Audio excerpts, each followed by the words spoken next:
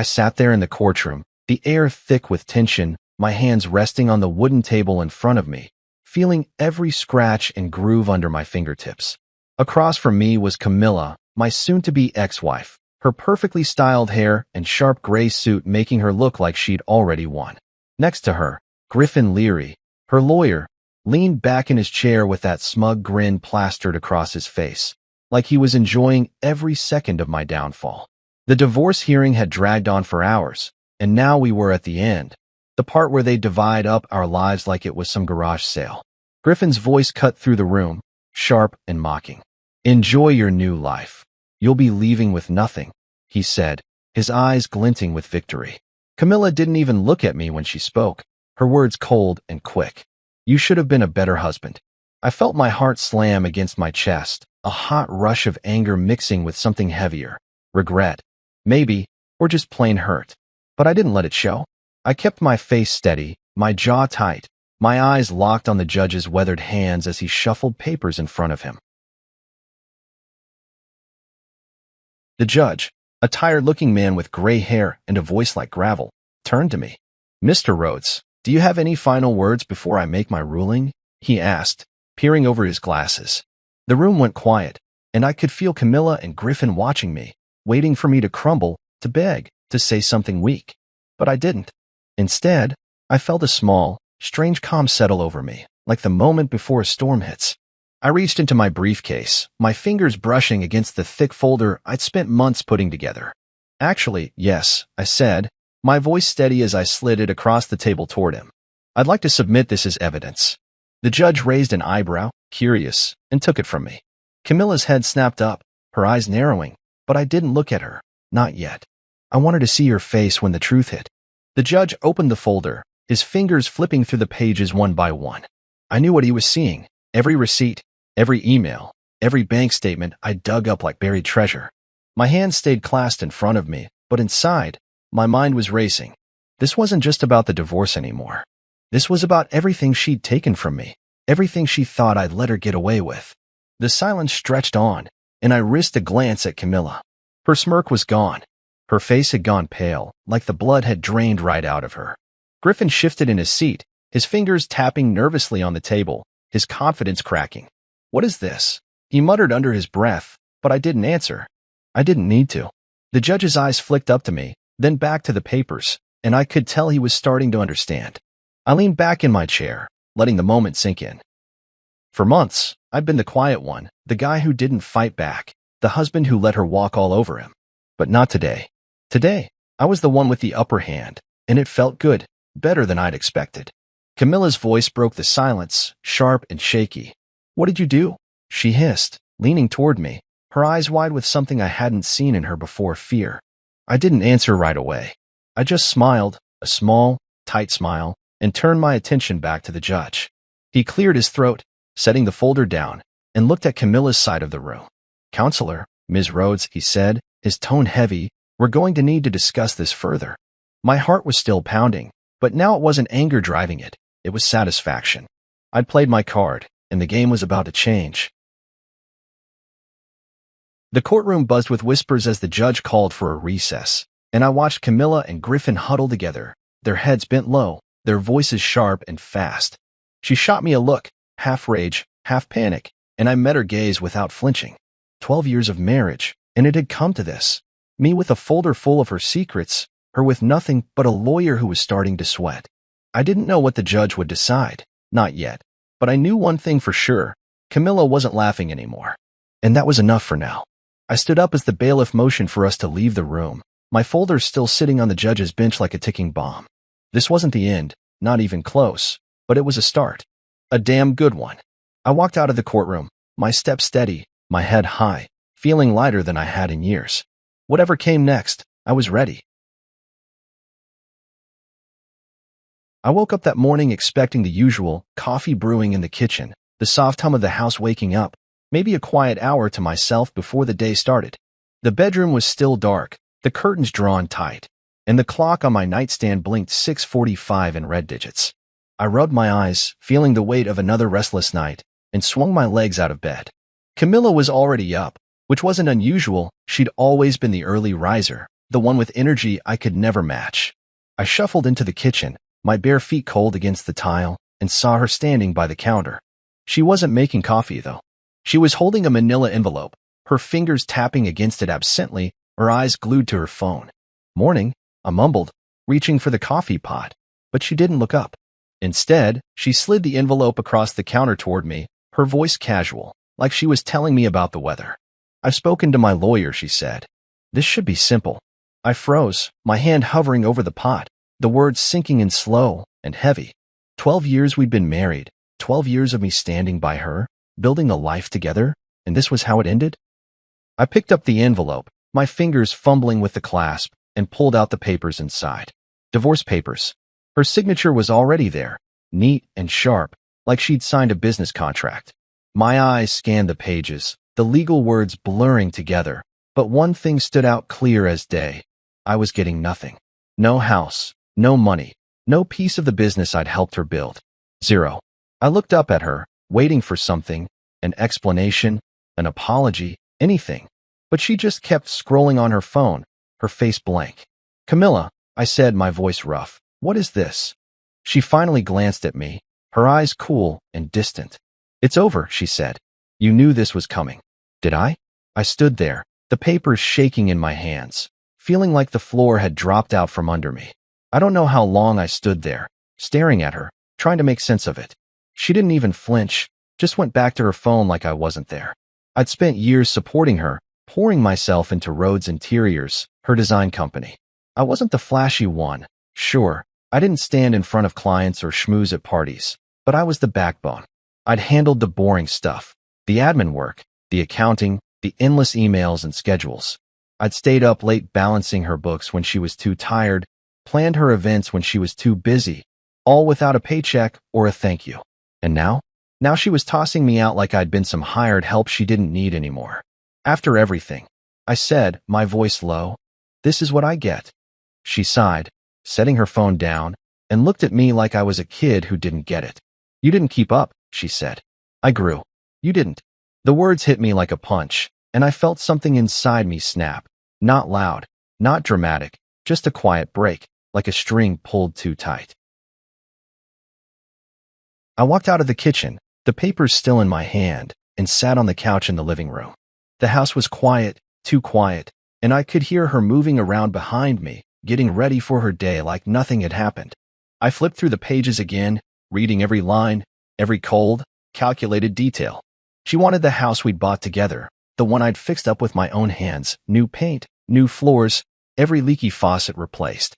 She wanted the business, all of it, even though I'd been there from day one, back when it was just an idea scribbled on a napkin. No alimony, no equity, no nothing. Just a clean break for her, and a big, empty nothing for me. My chest tightened, and I clenched my jaw, trying to keep the anger from spilling out. I wanted to yell, to throw the papers in her face, to demand she explain how she could do this, but I didn't. I just sat there, breathing hard, letting it sink in. By the time she left for work, her heels clicking against the floor as she grabbed her bag and walked out, I was still on the couch. The door slammed shut, and the silence swallowed me whole.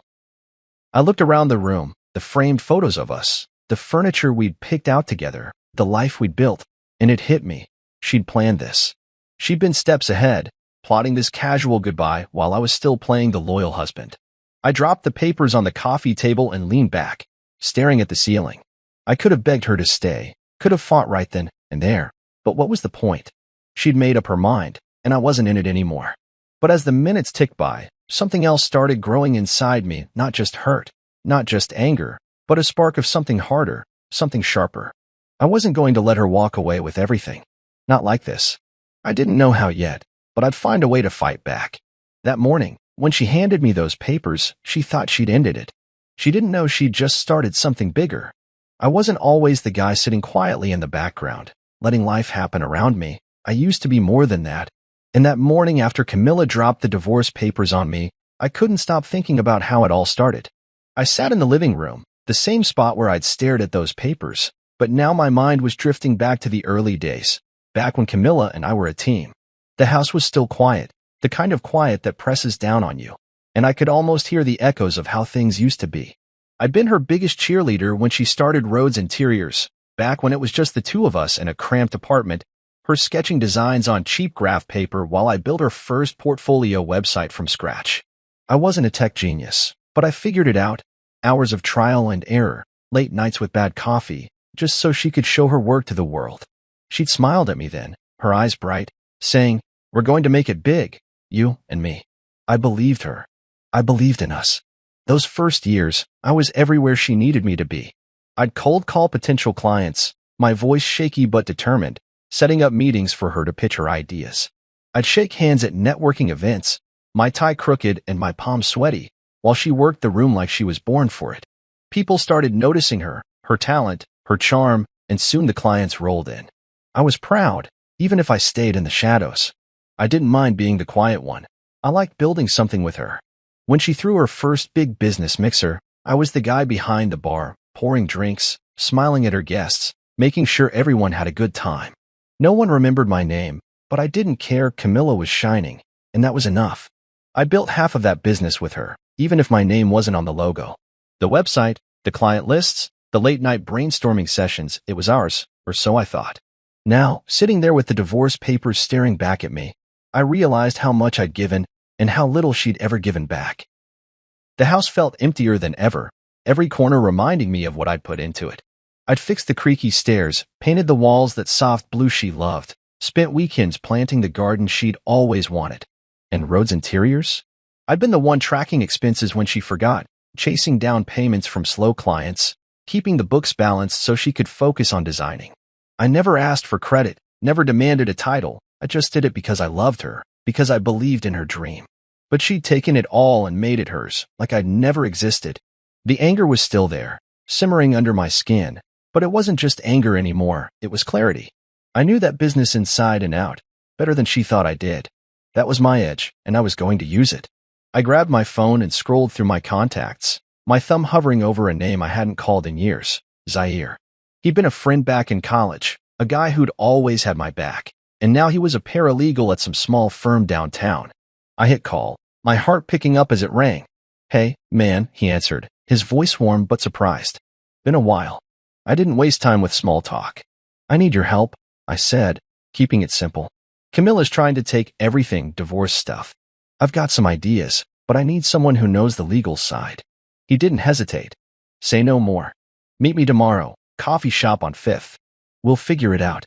I thanked him, feeling a small weight lift, and then dialed another number. Noah, a freelance tech guy I'd met at one of Camilla's events. He was quiet like me, but sharp, the kind of guy who could dig into anything digital. "Noah," I said when he picked up, "I need you to track some stuff, old files, accounts, passwords. Can you do it?" He laughed, a short, dry sound. "If it's online, I can find it. Send me what you've got." That afternoon, I started pulling things together. I rummaged through the home office, her office, technically, where I'd spent countless hours working for free. Old laptops, stacks of papers, USB drives she'd forgotten about.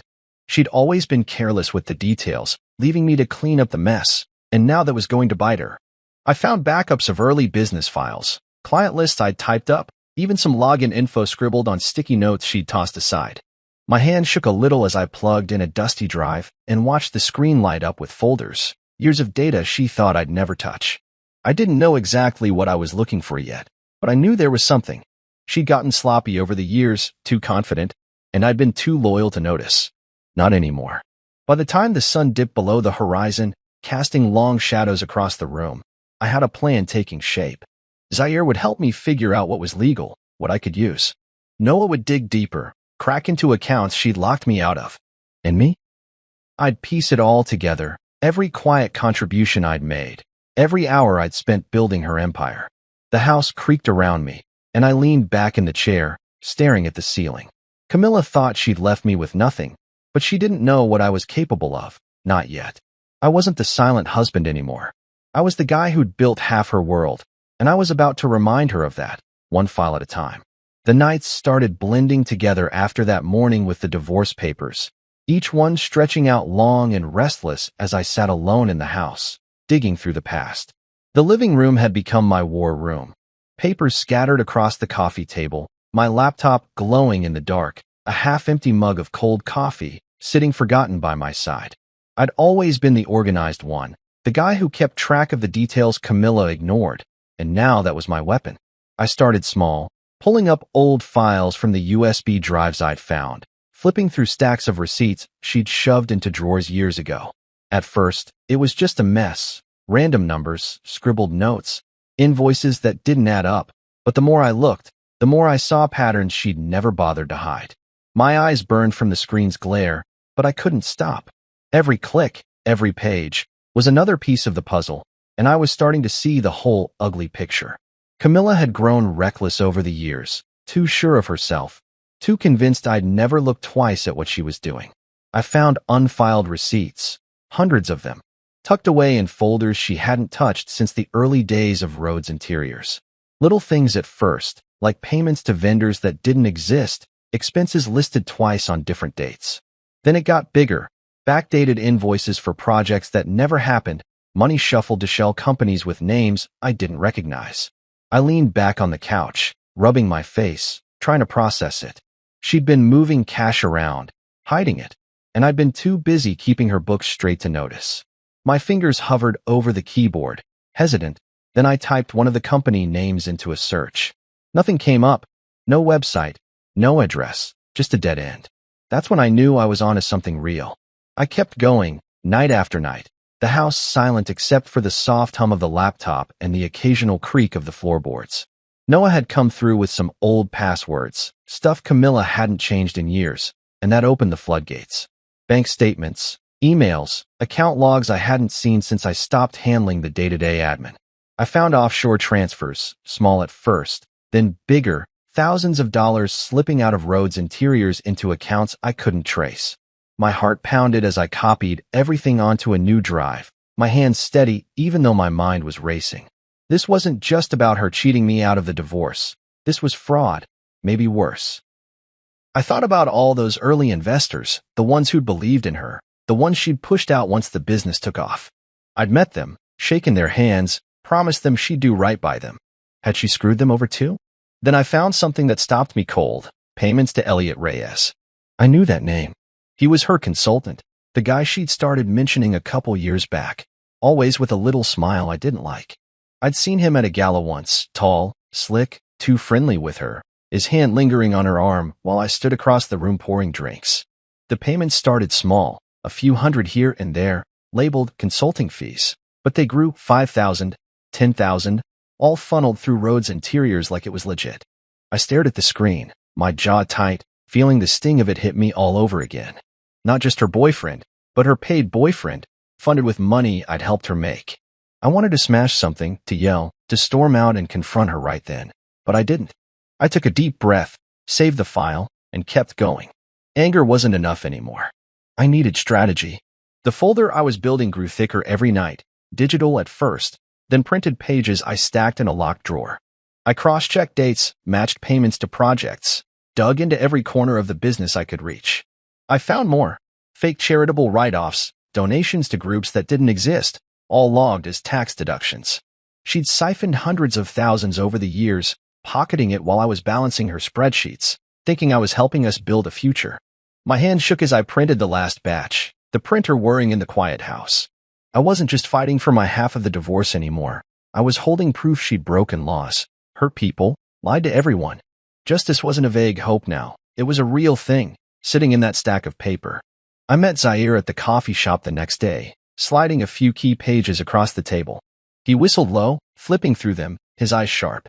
"This is heavy," he said, glancing up at me. "You sure you want to go this far?" I nodded, my voice firm. "She doesn't get to walk away clean." He didn't argue, just told me to keep it quiet, keep it safe, and he'd help me figure out what was admissible. Noah called later, his voice tense. "I've got more account logs from 3 years back. You're not gonna like it." He emailed me the files, and I spent another night connecting dots, my coffee going cold again. Every new piece made the picture clearer. Camilla hadn't just betrayed me, she'd built her success on a house of cards. And I was about to pull it down. The courtroom felt different that day, heavier somehow, like the air itself knew something big was about to happen. I sat at my table, my hands resting on the smooth wood, my folder sitting in front of me like a loaded gun I'd finally get to fire. Across the room, Camilla perched in her chair, her posture stiff, her eyes flicking between me and the judge. Griffin Leary sat beside her, his usual smirk dialed back to something tighter, less sure. The divorce hearing had been dragging on for weeks, but this was it, the final moment, the one I'd been building towards since that morning she handed me those papers. My attorney, Delilah Chin, gave me a small nod from her seat next to me, her calm confidence steadying my nerves. I'd handed her the folder days ago, and she'd told me, "This changes everything, just wait for the right time." That time was now. The judge shuffled his papers, his glasses perched low on his nose, and looked up at us. "We're here to finalize the division of assets," he said, his voice dry and procedural. "Any last submissions before I rule?" Griffin stood, smoothing his tie, ready to launch into some polished speech about why Camilla deserved it all, the house, the business, every dime. But before he could get a word out, I raised my hand. "Your Honor," I said, my voice steady even though my heart was hammering, "I have something to submit." The judge nodded, curious, and I slid the folder across the table to the bailiff, who carried it up to the bench. Camilla's head snapped toward me, her eyes narrowing, but I kept my gaze on the judge. This was my moment, and I wasn't going to let her stare me down. He opened the folder, his fingers moving slowly at first, then pausing as he read. The room went quiet, the kind of quiet where you can hear your own breathing, and I watched his expression shift, his brows furrowed, his mouth tightened. I knew what he was seeing, the tax evasion records, the investor fraud, the fake charitable write-offs I'd spent nights uncovering. Pages of bank statements showing offshore transfers, invoices for shell companies, payments to Elliot Reyes labeled as consulting when they were anything but. I'd laid it all out, dates, amounts, proof she'd siphoned hundreds of thousands from Rhodes Interiors into her own pockets. My hands stayed clasped in front of me, but inside, I was buzzing, every nerve alive with the weight of what I'd done. This wasn't just about me anymore. It was about showing who she really was. Griffin shifted in his seat, his fingers tapping the table, his face tightening as the judge kept reading. Camilla leaned toward him, whispering something sharp and fast, but he shook his head, his eyes locked on that folder like it was a bomb about to go off. And it was. I'd made sure every piece was airtight. Zaire had checked the legal angles, Noah had pulled the digital trails, and I'd connected it all. The judge flipped another page, then another, his silence stretching out until it felt like the whole room was holding its breath. Finally, he set the folder down, his hands resting on it, and looked up at Camilla's side of the room. "Ms. Rhodes," he said, his voice low and serious, "these are serious allegations." My chest tightened, but I didn't move, didn't flinch. Let the evidence talk. I didn't need to say a word. Griffin shot to his feet, his voice louder than it needed to be. "Your Honor, this is irrelevant to the divorce proceedings. This is a stunt, a desperate attempt to—" The judge cut him off with a raised hand, his eyes sharp.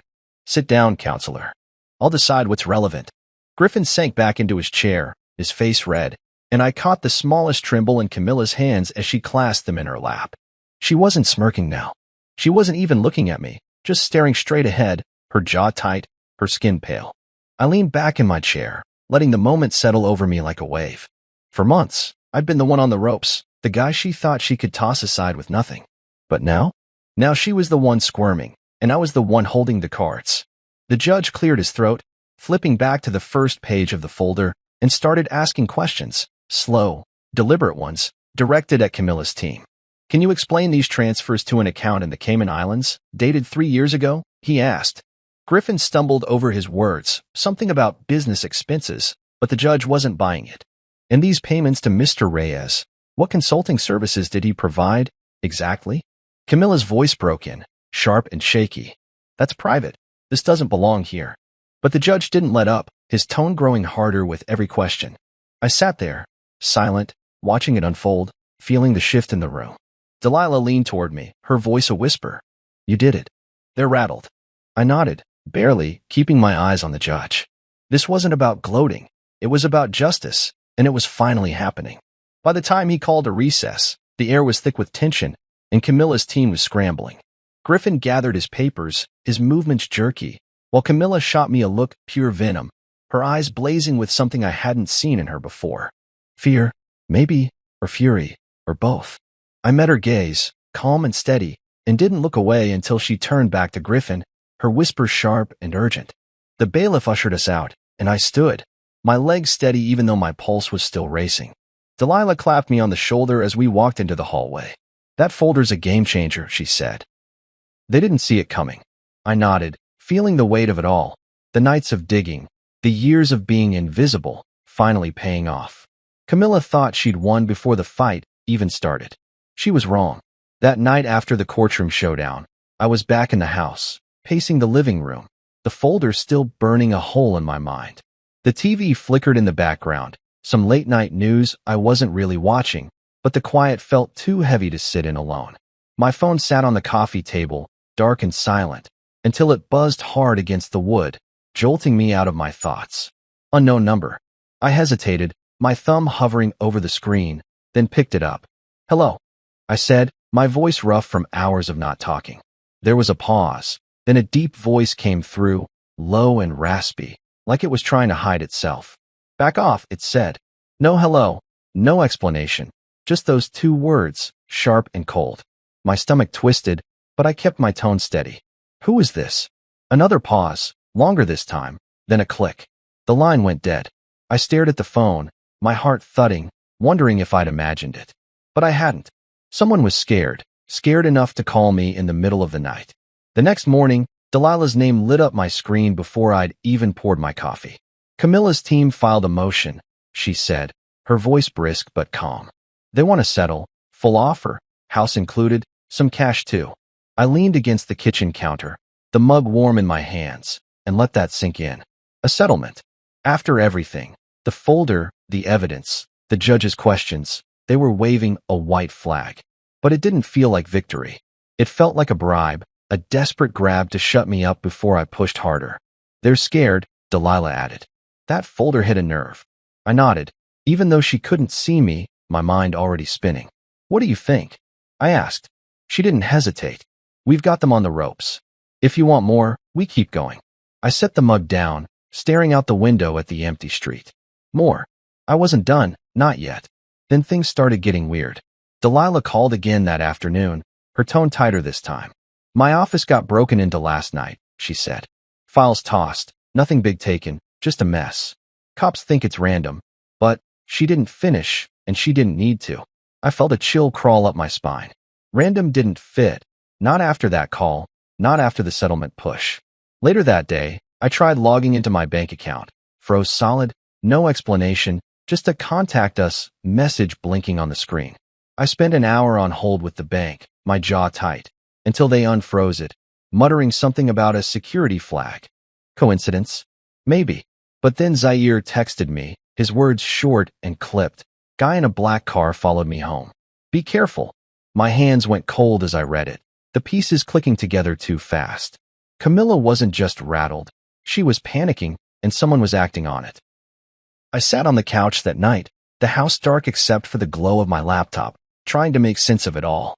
The folder had cracked something open, something bigger than I'd expected, and now the pushback was real: phone calls, break-ins, frozen accounts. I wasn't scared, not exactly, but I was alert, every creak of the house making me glance toward the windows. Then my email pinged, a new message from an address I didn't know, no name, just numbers and letters mashed together. The subject line stopped me cold. "Check the attachments before it's too late." My pulse kicked up, and I clicked it, half expecting a virus or a scam. Instead, it was photos, grainy, but clear enough. Camilla and Griffin at a cafe, heads bent close, and a woman I didn't recognize sitting across from them. Sharp suit, dark hair, a notepad in her hand. The timestamp on the images, 2 days ago. I zoomed in, my eyes narrowing, trying to place her. Something about her felt off, too stiff, too focused. I forwarded the email to Noah with a quick note. "Who's the woman?" He got back to me in 20 minutes, his reply short, "Working on it. Give me a day." I leaned back, staring at the screen, the photos still open. Whoever sent this wanted me to see it, wanted me to know Camilla was scrambling. But why? Was it a warning, a threat, or something else? I couldn't sleep after that, kept the lights on, kept checking the locks, my mind running circles around what I'd stirred up. The settlement offer sat in my inbox too, forwarded by Delilah, but I didn't touch it. This wasn't about money anymore. It was about the truth, and I was too close to back off now. The next day, Noah called, his voice low and quick. "That woman?" "Special Agent Thea Morgan, FBI Financial Crimes." I dug into some public records. Rhodes Interiors is on their radar. Money laundering, maybe more. My breath caught, the phone heavy in my hand. FBI. Suddenly, the break-in, the call, the tale on Zaire, it all made sense. Camilla wasn't just fighting me. She was fighting something way bigger, and I'd accidentally stepped right into it. What do I do? I asked, my voice quieter than I meant it to be. Noah didn't sugarcoat it. Keep your head down, but don't stop. They're watching her, not you, yet. I hung up, my hands shaky, and looked at the photos again. Camilla's face in the cafe, tense and sharp, told me everything. She was cornered, and I was the one holding the match. The house felt like a cage that week, every shadow sharper, every noise louder. After that anonymous email dropped those photos in my lap, I kept them open on my laptop, staring at Camilla and Griffin huddled with Special Agent Thea Morgan, the FBI's financial crimes expert, in some tucked-away cafe. My coffee sat cold on the table, untouched, as I tried to wrap my head around it. Rhodes Interiors wasn't just a messy divorce battle anymore. It was a federal investigation, and I'd stumbled right into the middle of it. My phone buzzed every few hours. Texts from Zaire checking in, updates from Noah digging deeper, Delilah keeping me posted, but I couldn't shake the feeling that I was being watched too. The late-night call, the break-in at Delilah's office, my bank account freezing, it wasn't random. Camilla was desperate, and desperation made people dangerous. But I wasn't backing down. Not now. Not when I was this close to seeing it all unravel. I met Delilah at her office a few days later, stepping over the mess the break-in had left. Papers still scattered, a cracked picture frame leaning against the wall. She handed me a sealed file, her eyes steady but serious. This came from a source I trust, she said, tapping it with her finger. Open it when you're alone. I nodded, tucking it under my arm, my stomach tightening. Back home, I locked the door, pulled the curtains, and sat at the kitchen table, the file staring back at me.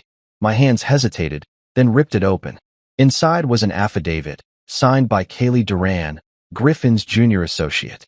I'd met her once, a quiet girl with nervous hands, always trailing behind him at hearings. Now she was a whistleblower, and her words hit like a hammer. She laid it all out. Camilla faking bids to overcharge clients, manipulating contracts, funneling kickbacks to big corporate contractors. Worse, Griffin knew. He'd helped cover it up, signing off on the lies. My breath caught as I read, the pages shaking in my hands. This was the smoking gun, and it wasn't just about the divorce anymore. It was criminal. I leaned back in the chair, the kitchen dark except for the glow of the lamp overhead, my mind racing. Kaylee's affidavit tied everything together, the shell companies, the offshore accounts, the payments to Elliot Reyes. Camilla had built Rhodes Interiors into a front, a shiny mask for something dirty, and I'd been too busy playing the loyal husband to see it. But now I saw. The FBI was circling, Thea Morgan's presence in those photos proof they were closing in. Delilah had confirmed it over the phone that morning. The feds are watching her company, money laundering through design contracts. Your folder probably tipped them off. I didn't know if I'd started this or just sped it up, but either way, I was in it now. The threats, the call, the break-in, weren't just Camilla's panic. They were her trying to plug a leak that was already flooding. My phone buzzed again as I sat there, another unknown number. I picked it up, my voice low. Yeah. A text popped up instead of a voice. You don't want to be part of this. My jaw tightened, and I typed back, too late. No reply came, but I didn't expect one. I set the phone down, my hands steady now, the affidavit still open in front of me. Whoever was texting, whoever had tailed Zaire, they thought they could scare me off. They didn't know me, not the real me, the guy who'd spent years building something only to watch it get stolen. I wasn't the silent husband anymore. I was the guy with proof, the guy who'd accidentally kicked over a hornet's nest, and I wasn't running from it. I called Noah that night, my voice quiet but firm. You still digging? He sighed, the sound crackling through the line. Yeah. Found more encrypted emails between Camilla and some guy named Jonas Fick. Took me hours to crack, but it's shady. Offshore accounts, coded transfers. I'll send it over. My heart picked up. Jonas Fick. I didn't know the name, but it felt heavy, like another piece I hadn't seen yet. Thanks, I said. Keep it safe. He laughed, short and dry. You too, man. This is getting wild. Wild didn't cover it. When the files hit my inbox, I skimmed them. Dates, amounts, cryptic messages about cleaning the books. It was more fuel, more ammo, and I added it to the growing pile. The affidavit, the photos, Noah's finds, it was a mountain now, and Camilla was standing at the bottom, about to get buried. I didn't sleep much that night, the house creaking around me, my mind too full to rest. The FBI angle changed everything. Thea Morgan wasn't meeting Camilla to chat about interior design. She was hunting, and I'd handed her a map with that folder in court. But I wasn't just a bystander anymore. The threats kept coming, subtle but real, and I knew Camilla's team was scrambling. Griffin's name on that affidavit meant he was sinking too, disbarment at best, jail at worst. I paced the living room, the photos and files spread out like a war plan, and felt the shift inside me.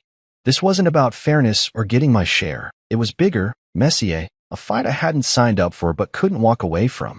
I was standing at the edge of something huge, and all I could do was keep pushing forward, one step at a time.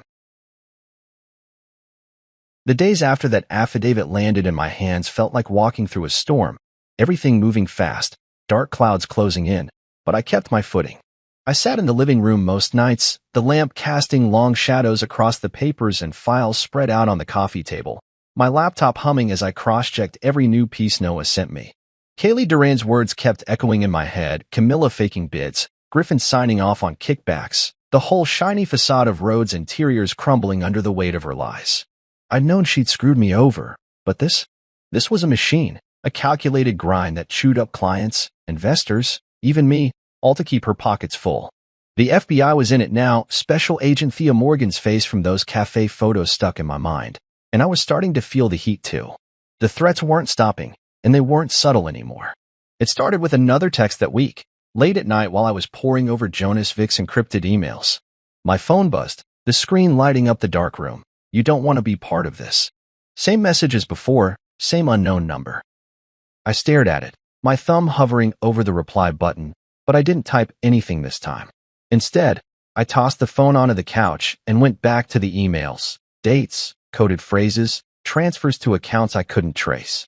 Whoever was texting thought I'd scare easy, but they didn't get it. I was already in too deep, and every new threat just made me dig harder.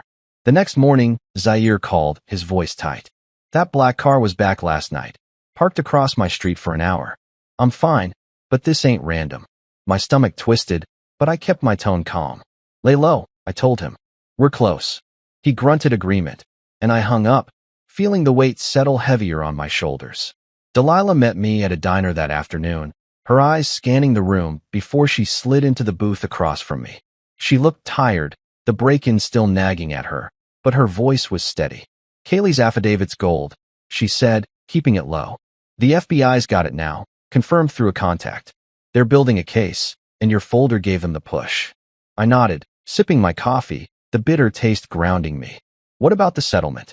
I asked. She smirked, just a little. Still on the table, but it's a panic move. Camilla's team knows the feds are sniffing around. They're hoping you'll take it and disappear.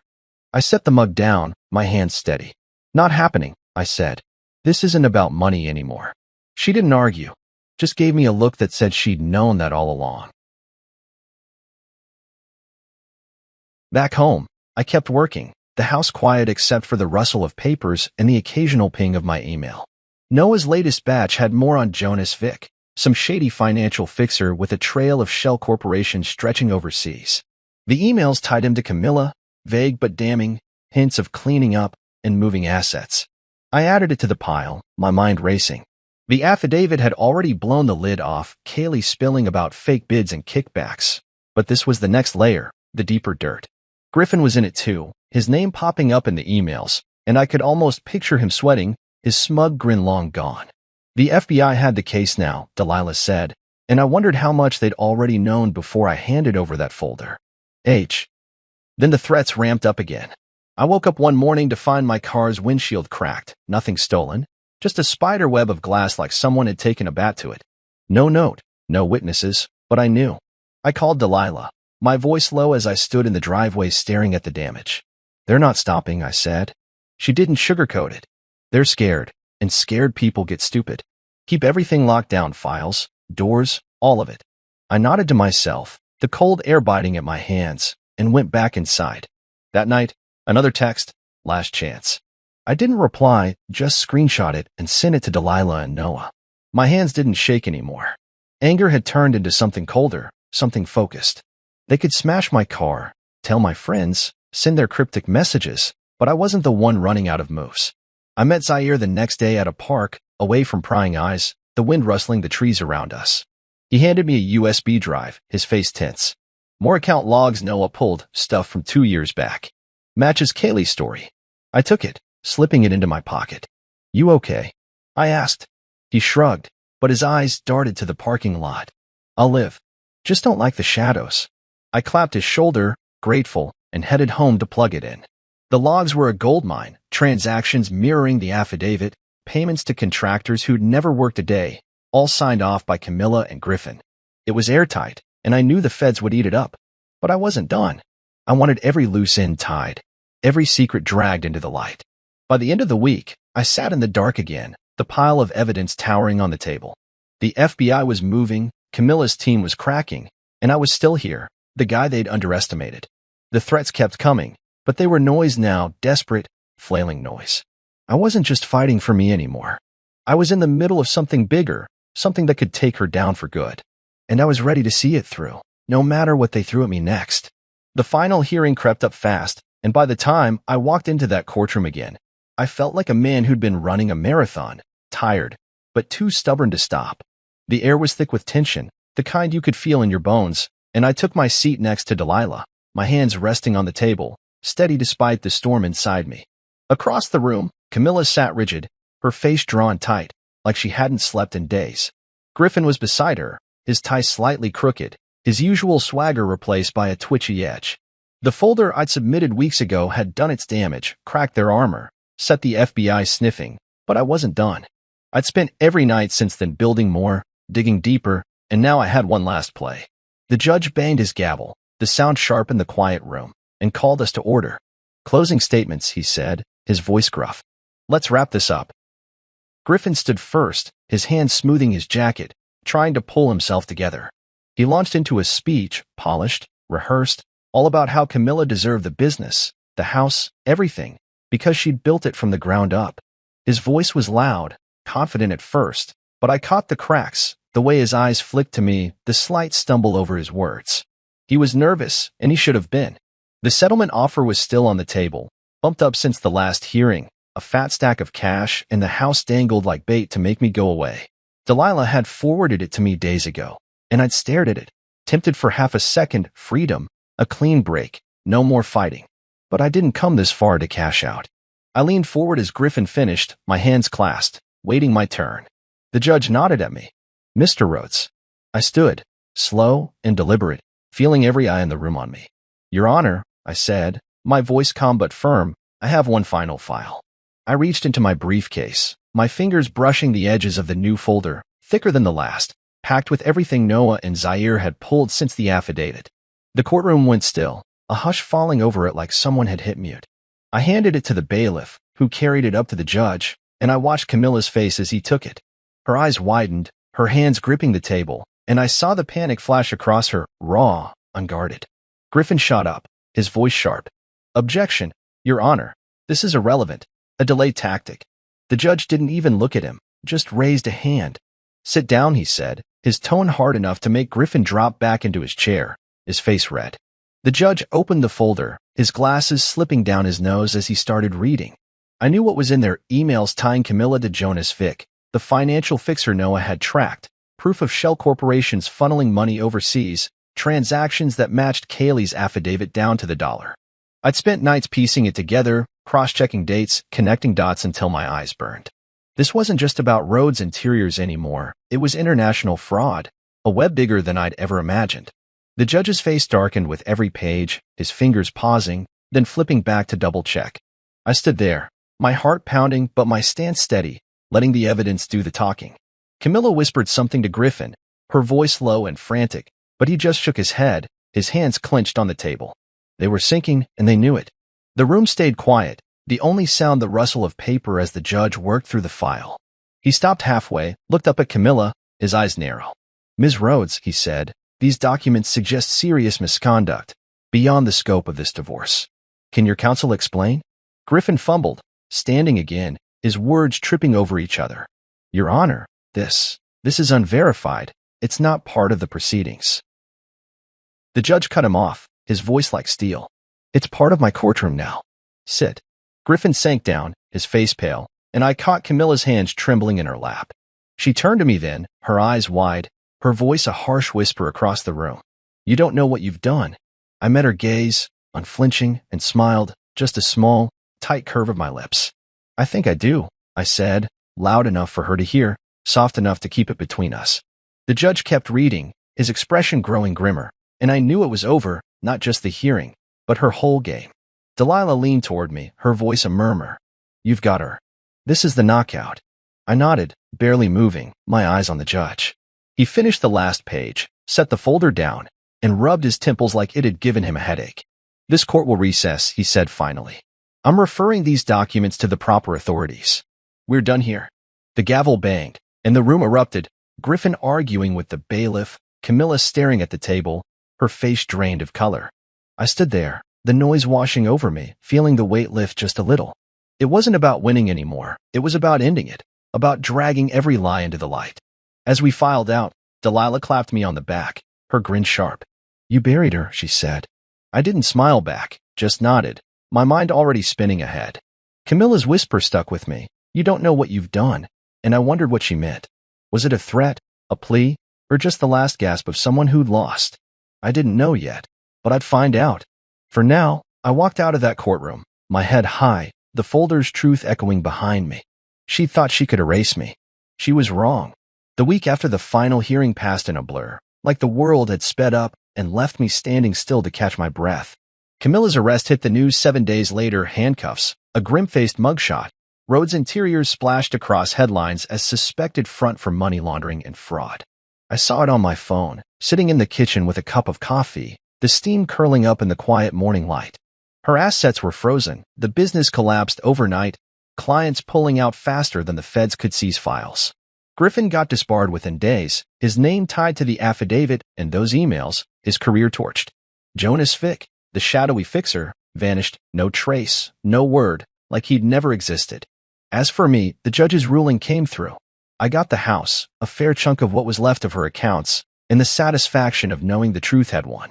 But it didn't feel like a win, not the way I'd expected. I stood in the living room that first night after the ruling, the house too big, too empty, every corner echoing with 15 years of a life that didn't exist anymore. The furniture was still there, the couch we'd picked out, the shelves I'd built, but it felt like someone else's now. I'd spent so long fighting, digging, proving I wasn't the nobody Camilla thought I was, and now it was over. The folder, the late nights, the threats, it had all led to this, and yet I didn't know what this was. I packed a small bag that evening, just clothes, a toothbrush, some papers, and locked the door behind me. The house could wait. I needed air, space, something new. I drove north, no real plan, just the hum of the road and the weight lifting off my chest with every mile. Pine Haven was where I landed, a quiet coastal town, all salt air and gray waves, far enough from the city to feel like a different world. The first morning there, I woke up in a rented cabin, the sound of the ocean creeping through the cracked window. No phone buzzing, no files to pore over, just the steady crash of water on rocks. I walked down to the beach, my shoes sinking into the sand, the wind tugging at my jacket. For the first time in years, I didn't have to be anywhere, didn't have to fix anything. I sat on a driftwood log, watching the tide roll in, and let my mind wander. Camilla's face flashed through it, her smirk in court, her panic at the end, but it didn't sting anymore. She'd lost everything, the business, the money, her freedom. I'd walked away with more than she'd ever meant to give me, but it wasn't about that.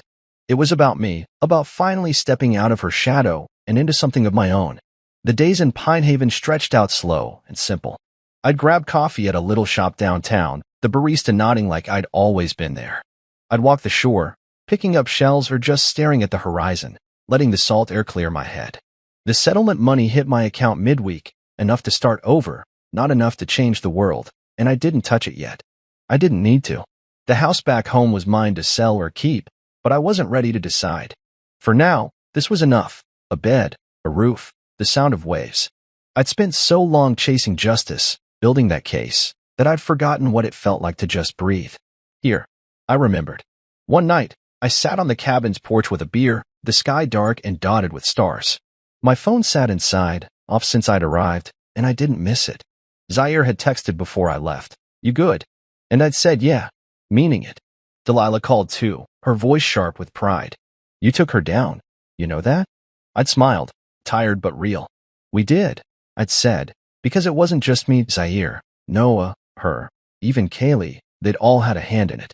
But now they were back there, and I was here, alone in a way that didn't feel lonely. I tipped the bottle back, the cold fizz hitting my throat, and thought about the last 15 years. I'd been her shadow, quiet, steady, invisible, pouring myself into her dreams until mine faded. Now they were gone, reduced to evidence in a courtroom, and I was still standing. The next day, I walked into town, the streets quiet except for a few locals nodding hello. I stopped at a hardware store, bought a cheap fishing rod on impulse, figuring I'd try something new. Back at the beach, I cast the line out, the waves swallowing it, and waited. Nothing bit, but I didn't care. It wasn't about the fish. It was about the doing, the being, the space to figure out who I was without her. The sun dipped low, painting the water gold, and I reeled in the line, my hands steady. No revenge fantasies played in my head, no gloating over her arrest. That was done. This was mine, my time, my choice, my life.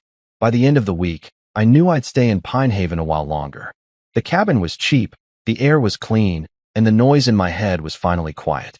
I wasn't celebrating, wasn't mourning, just living, one day at a time. I'd been her husband, her backbone, her ghost, but now I was just me. And for the first time in years, that was enough. The ocean rolled on, endless and steady, and I watched it, feeling like a man who'd finally walked away, not from her, but towards something better.